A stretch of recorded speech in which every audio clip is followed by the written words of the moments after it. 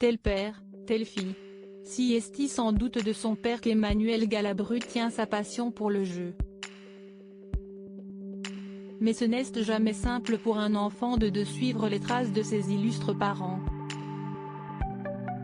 Dans une archive sortie par Télématin ce dimanche 27 février, Sarah Biasini évoquait ainsi un problème de légitimité. Difficile en effet de se faire sa propre place et de passer après Romy Schneider.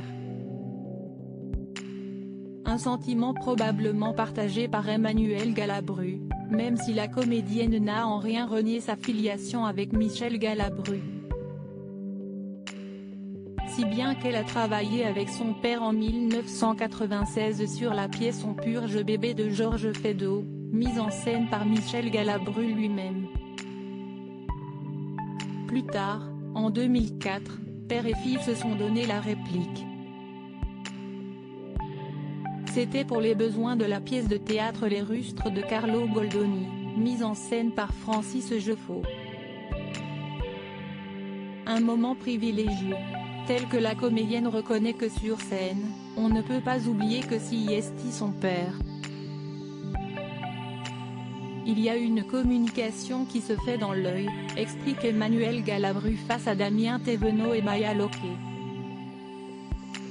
Michel Galabru, un père fier de sa fille Emmanuel interrogé sur son travail sur scène avec Michel Galabru, celle qui est à l'affiche de la pièce Un visiteur inattendu avec Sarah Biasini estime qu'il y a fatalement une petite complicité supplémentaire qu'avec les autres comédiens lorsque l'on est amené à collaborer avec l'un de ses parents. Si bien que Michel Galabru est sorti un petit peu de son rôle d'acteur, au profit de celui de père, attentif aux moindres faits de sa fille. Parfois, je percevais dans son œil que c'était le père qui regardait, se remémore avec tendresse Emmanuel Galabru. De touchants et précieux souvenirs qui resteront à jamais gravés dans sa mémoire.